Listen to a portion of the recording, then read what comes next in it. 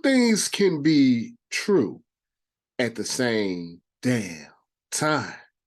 You could be happy for Brittney Griner coming home because we know, if we're being honest, that she was overly punished for having the vape pens in her luggage at the airport in Russia. No one deserves 9, 10 years in jail for that. So you can be happy that she's going to spend Christmas with her family and she won't be in the Russian gulag in unbearable conditions in the wintertime. You can be happy for that. But you can also be honest and let the world know that we got fleeced in the prisoner swap. There's no way around that. When the person that you're swapping is nicknamed the Merchant of Death, there is no prisoner swap that's going to be equal. And let's be honest, I think this was the Russians. I think this was Vladimir Putin's. I think this was his entire plan. You take a high value, high profile American citizen, you put them in jail, and you get your terrorists back. Because if this was just, let's be honest, you or me, we would still be in the Russian jail. It is because Brittney Griner is a high-profile individual that a lot of people had her back. A lot of people were making noise. A lot of people would not stand for her being in Russian jail. That's the reason that she's home today. And that's great. It's lucky for her that she had that type of status that a lot of us don't have. Once again, who wouldn't be happy that an American citizen is freed from a foreign dictatorship country? The fact of the matter is, we still got screwed. And I don't know what the answers are, to be honest with you. Do you leave Brittney Griner there and don't give up a terrorist? Some people will say yes. But if I was Brittney Griner's mom, dad, wife, I'd be like, give up whoever you got to give up to get our family home. So it's hard, and you don't want to be a hypocrite, because if that was your family member, that was your husband, your wife, your kid, whoever, it wouldn't matter to you who they traded as long as you got your family home. So try to take that into consideration.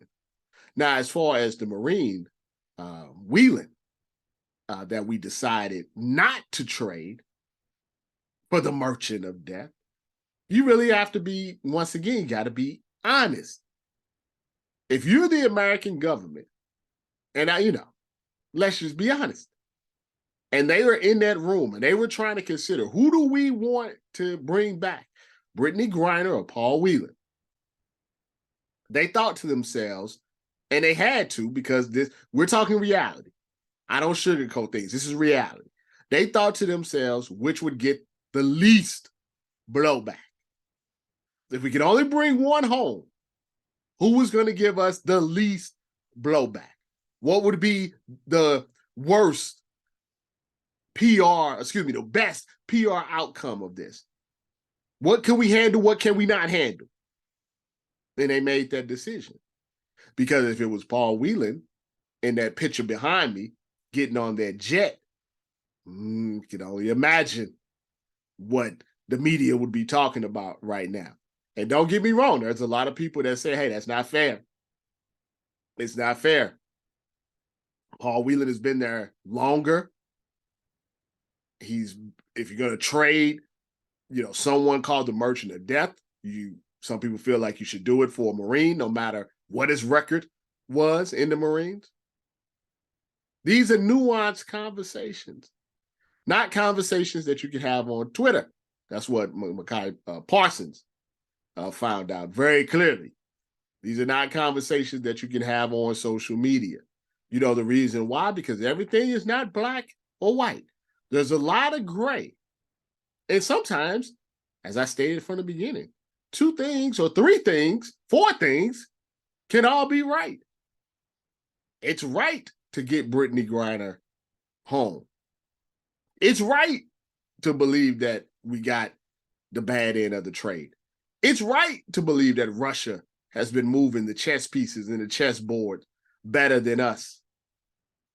It's right to think that maybe a Marine who's been there for 4 years should have been more priority than a WNBA player. You can feel that way about all of those things. But the fact of the matter is this, and I think in closing, this is the most important thing that you really need to understand. We have merchants of death here in the United States of America. We have people in jail on charges for life that are incorrect. We put people in jail for life for minor offenses. So when you're throwing those stones, are you living in a glass American house? Just something to think about.